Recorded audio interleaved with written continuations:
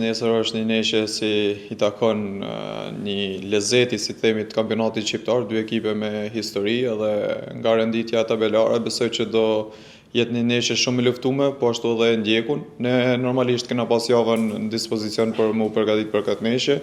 Kena marrë gjitha masat, sot e kena përgatitin e fundit, si themi, stërvitin e fundit, edhe do shohim si do vendoset ekipi në fush.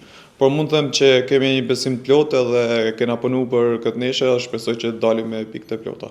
Po, kena tregu që në shtëpi jena shumë të fort, si themi kemi kështjellën e fort, edhe shpresoj ta mbajmë këtë seri, mos ta prishim deri në fund. Patjetër, ata janë një pikë mbështetëse ku e kanë tregu në këto neshet e para të këtij kampionati, kanë ardhur shumë, na kanë kënaqur, na kanë dhënë atë motivimin e duhur. Është një kënaqësi kur shef tifozërisë shkodrane duke mbush shkallët e stadiumit, po edhe duke dhënë mbështetje ekipit.